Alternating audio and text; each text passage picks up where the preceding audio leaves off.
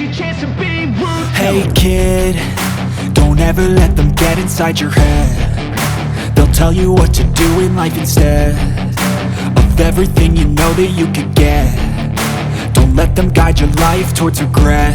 I'll fight for what I love with every breath. My past is filled with things I won't forget. I use them all to push me to my best. So treat the worst of times just like a test. If only I could go back in time, I'd tell myself that everything will end up alright. Just push yourself, test yourself, figure out what you like, and find your limits, don't be... All right, so today we are doing a deep dive into the world of RachhLoves, aka Rachel Cooper. You know, Oh, yeah. we're talking about a YouTuber Yeah. who has gone from, you know, kind of filming after work Right. to over 1.4 million subscribers. Wow. Pretty impressive. Yeah, that's a big jump. Huge. Yeah, absolutely. It is. So I think what's really fascinating about her story is that she got started way back in 2009. Oh, wow. When the whole YouTube beauty scene was like completely different. It was so much less about like, you know, perfectly edited videos and expensive products and like all that stuff we see now. Yeah. And it was just like genuine enthusiasm, like people who just loved makeup and wanted to share that with other people. I feel like she was like a pioneer in this space. Yeah, totally. I mean, she was one of the first to really make it big in the beauty community.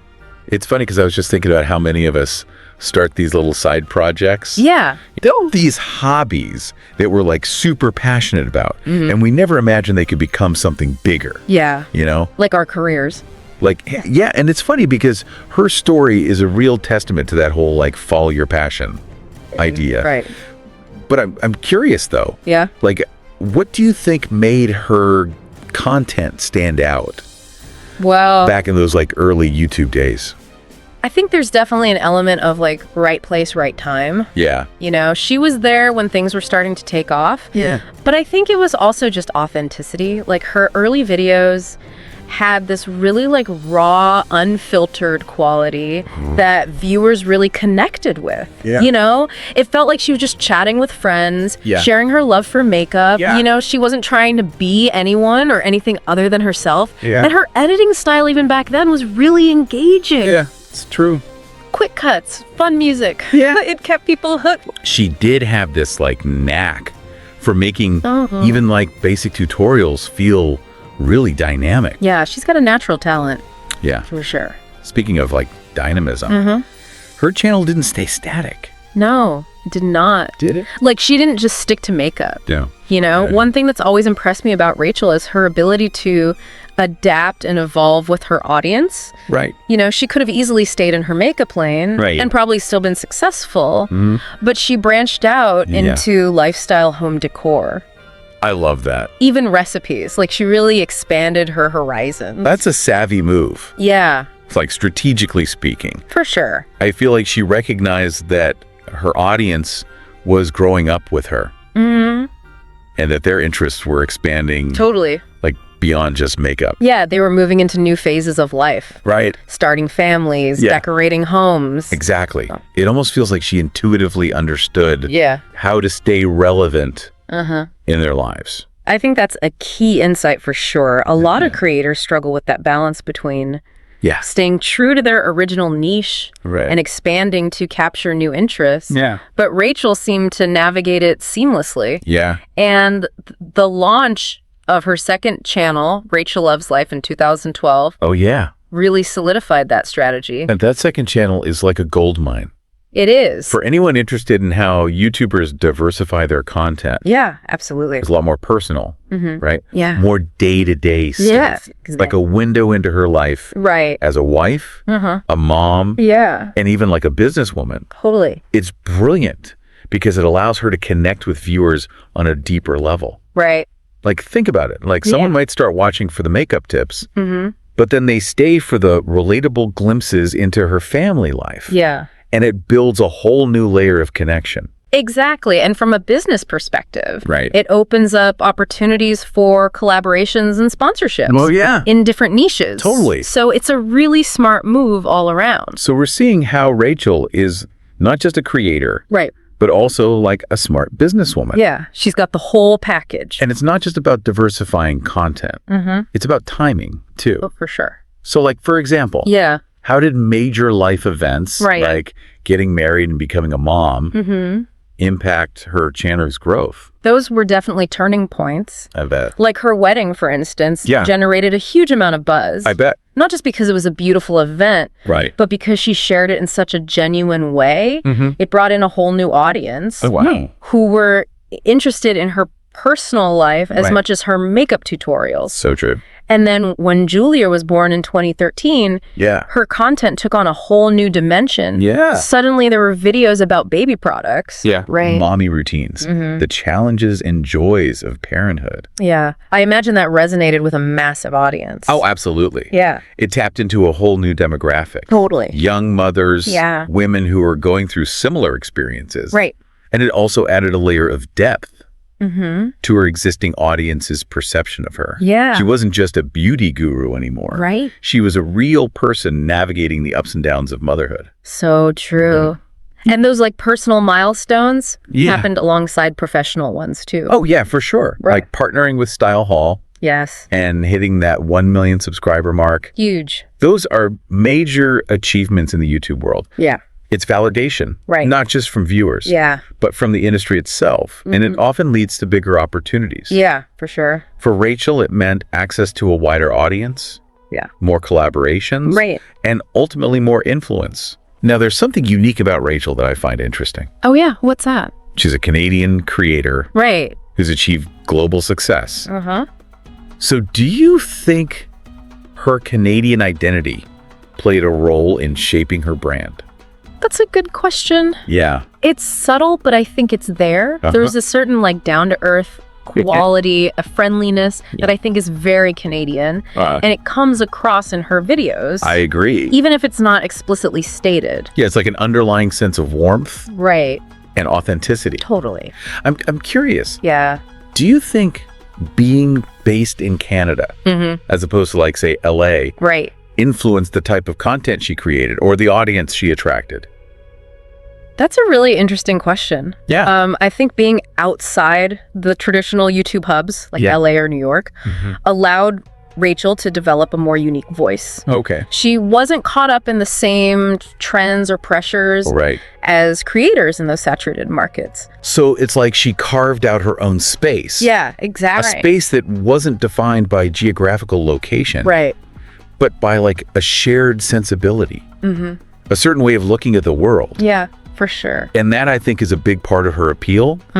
She's relatable, Yeah. not just because of her personal journey Right. or her content, but because she represents a kind of groundedness Right. that resonates with people all over the world. I totally agree. It's a good reminder that authenticity can truly transcend borders. Yeah, it's a universal language. So true.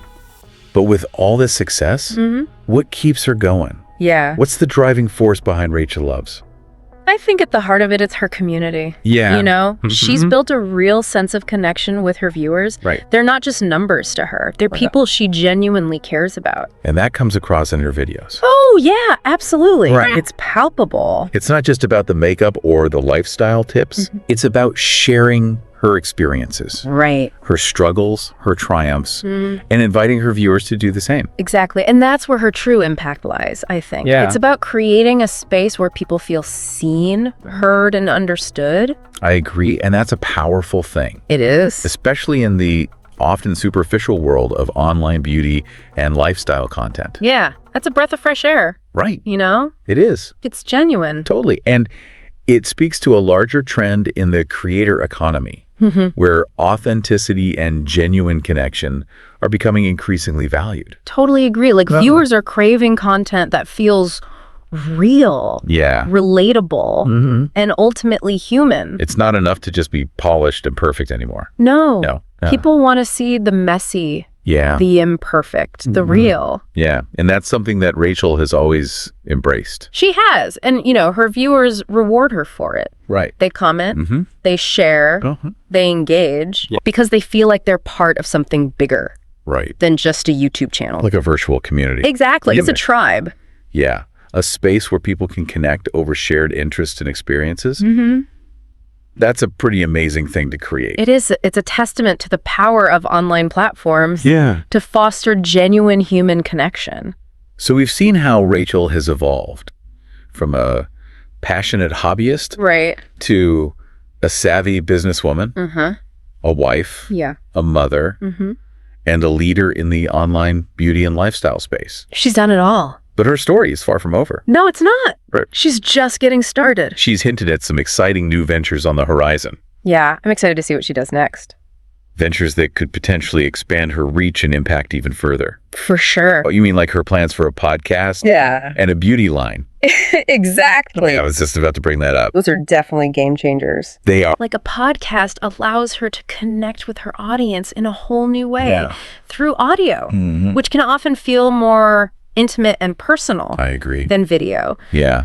You know, And the beauty line is interesting too. it is. It's not just about slapping her name on a product. Right. Right. It's about creating something that reflects her values, her commitment to inclusivity and authenticity. I agree. So it's got to be genuine. It's about translating her online brand into a tangible product Yeah. that her viewers can experience in a different way. Exactly. And that's a smart move. Yeah. Strategically speaking. For sure. It allows her to diversify her income streams, Right. reach a wider audience, and solidify her position as a leader in the beauty and lifestyle space. But before we delve further into those exciting ventures, let's take a step back Okay. and think about what all of this means Yeah. for you, the listener. Right. What resonates with you most about Rachel's journey so far? Is it the entrepreneurial spirit? The passion for creating something meaningful? The dedication to building a community? Yeah. Like, what is it about her story Right. that speaks to you? Or perhaps it's the reminder that success takes time, Oh, yeah. effort, For sure. and a willingness to adapt and evolve. Absolutely. Right. Huge. Whatever it is, there's a lot to unpack here. There is. A lot of valuable insights Right. we can apply to our own lives, both online and offline. Exactly. But we'll delve deeper into that in the next part Yes. of our Don't deep you? dive. So stay tuned. Welcome back. So we're back. Yeah. And we've covered like a lot of ground so far, haven't we? We have. Like from Rachel's early days as a YouTube pioneer to her savvy business moves and exciting future ventures. Right. There's no denying that she's a force to be reckoned with. She is. She's an amazing entrepreneur for sure. And you know, it's funny because I love how you framed it earlier. Oh, yeah. It's not just about creating content. It's about building a brand. Exactly. And that feels especially relevant, given all these ventures she's got coming up on the horizon. Sure. But before we dive into all of that, Yeah. let's circle back to something you mentioned. Okay.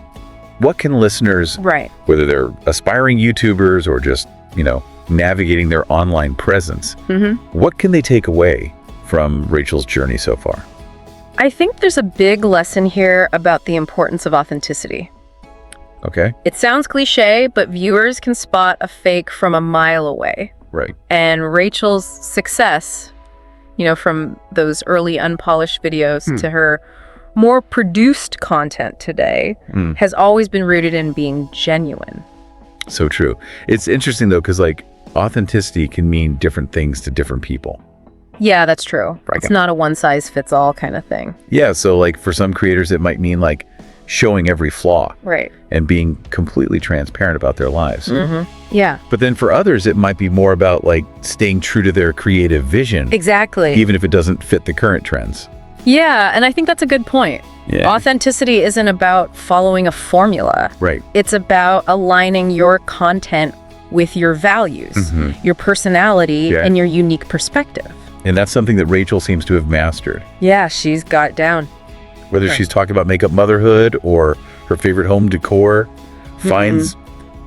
it always feels like her. It does. It's very her. She's built a brand that feels cohesive, even as it's evolved over the years. Yeah, she stayed true to herself. And I think that's something that a lot of creators strive for. Yeah, absolutely. Right. It's like the holy grail. To find that sweet spot where you're being true to yourself Yeah, while also connecting with an audience. that's the dream. It is. Yeah, It's a delicate balance, for sure, it is. but it is achievable. It is. And Rachel's story is proof of that. Exactly. She's a great example.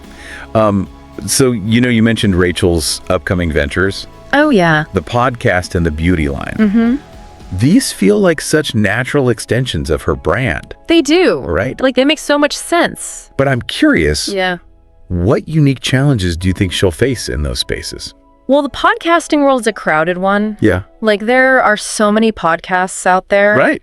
All vying for listeners' attention. So standing out from the noise will be key. Right. I think her existing fan base will definitely give her a head start. Oh, yeah, for sure. But she'll need to offer something unique. Yeah. Something that goes beyond just repurposing her YouTube content. Okay, so it's about finding that audio niche. Yeah, exactly. Right. Like maybe a deeper dive into specific topics, interviews with other creators or experts, Yeah. or even just a more intimate conversational format Yeah. that capitalizes on her natural charisma. And the beauty line presents a whole other set of challenges. Oh, totally. Right. The beauty market is notoriously competitive, Yeah. and launching a successful product line takes more than just a famous name attached to it. So true. I imagine quality branding and distribution will be crucial. Oh, yeah, for sure. And she'll need to navigate all the ethical considerations that come with creating physical products, Right. sourcing ingredients responsibly, and ensuring sustainable packaging. All important factors. Yeah. And there's also the challenge of staying true to her brand values. Right. Like, she's built a reputation for authenticity and inclusivity. Right. Her product line will need to reflect those values, not just in the marketing, Yeah. but in the actual products themselves. It's a tall order, It is? but I have a feeling she's up for the challenge. I think so too. Now, shifting gears a bit, Okay. I want to talk about something that I think is fascinating. Oh, yeah. What's that? The role of location in online success. Interesting. So we mentioned earlier that Rachel's based in Canada, which is somewhat outside the traditional YouTube hubs. Right. Kind of off the beaten path. Do you think that's been an advantage or a disadvantage for her?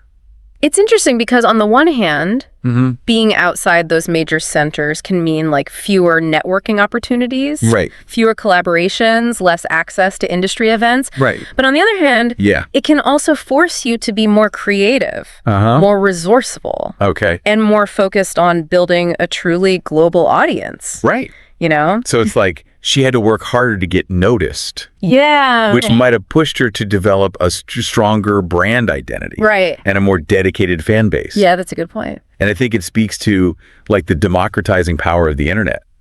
You don't have to be in LA or New York to build a successful online presence.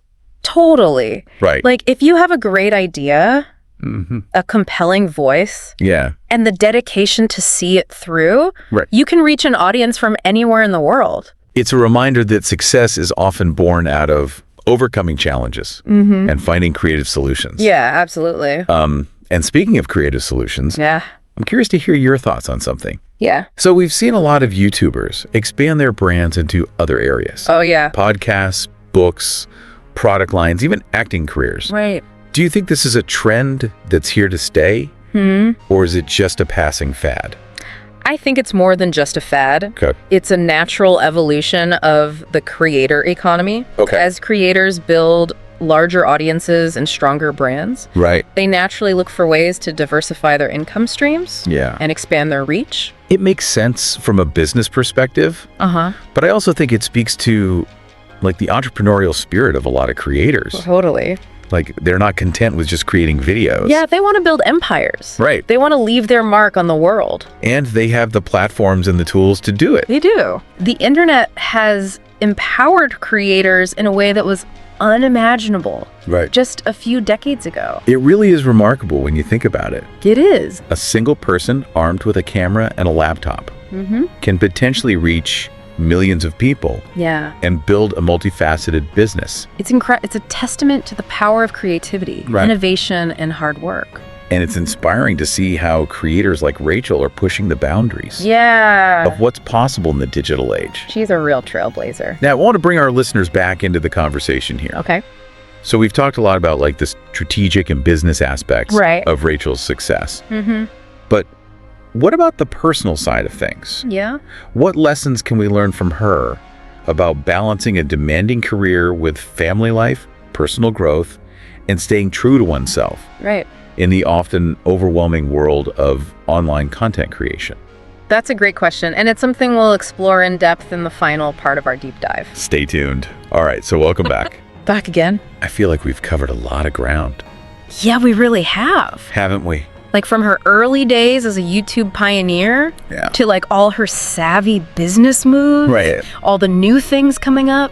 It's pretty clear she's a force to be reckoned with. Absolutely. Right. I mean, she's such an inspiring figure. Yeah. Especially for anyone trying to make it in the world of online content creation. Yeah, and beyond the strategy and all the business stuff, there's like a human element to her story that I think is like equally compelling. Oh, totally.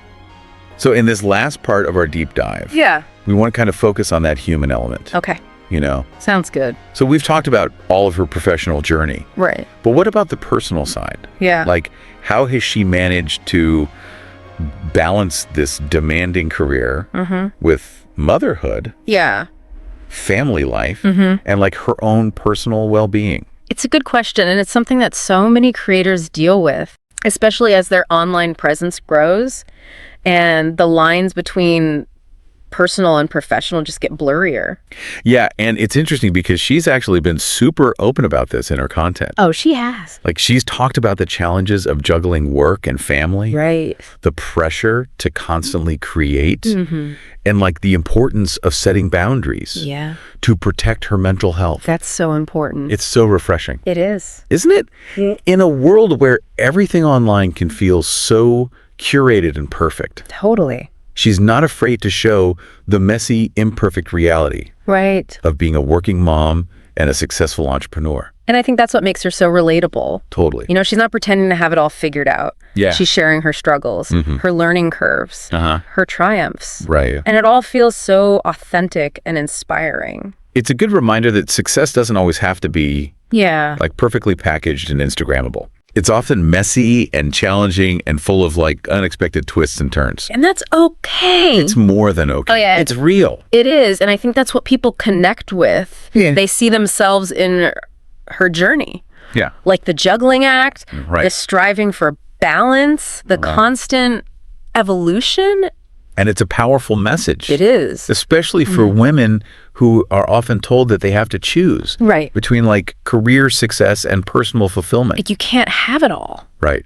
And her story shows that you can have both. Totally. But it takes work, dedication, Yeah. and a strong support system. And a willingness to define success on your own terms. Yeah. It's not just about the subscribers or the brand deals.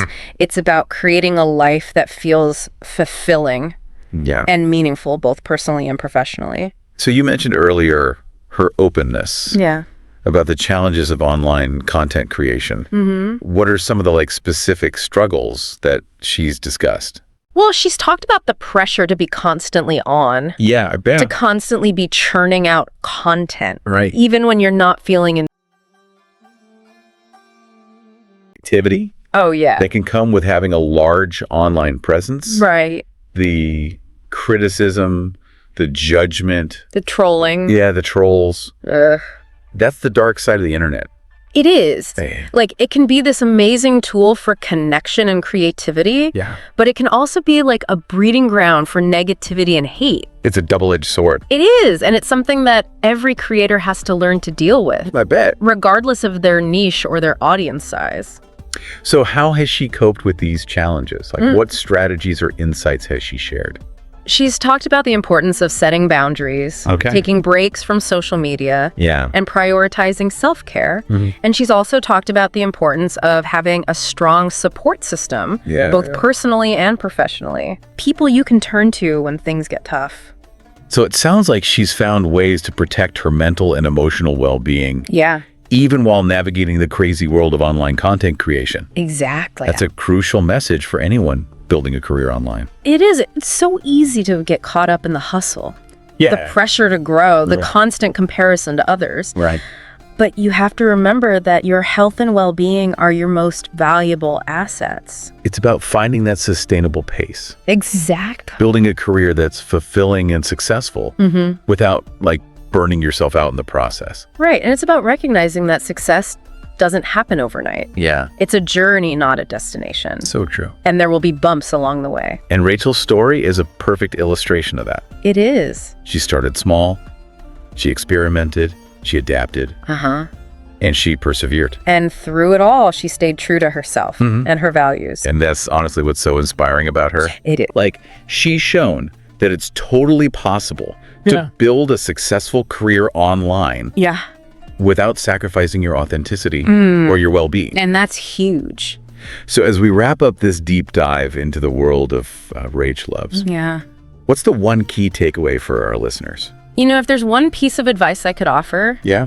it would be find your voice, share your passion, Yeah. connect with your audience, and never be afraid to be yourself. I love that. The world needs more creators like Rachel, They do. creators who are authentic and inspiring and genuinely invested in making a positive impact. Beautifully said.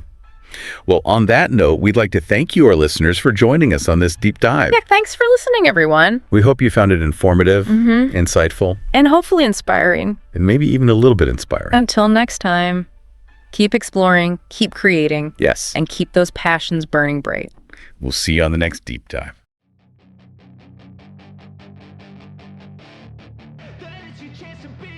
Hey kid, don't ever let them get inside your head. If you loved this deep dive, make sure to hit like and subscribe for more behind-the-scenes stories of your favorite influencers. Drop a comment below who should we cover next. Stay curious, and see you next time. My past is filled with things I won't forget. I use them all to push me to my best. So treat the worst of times just like a test.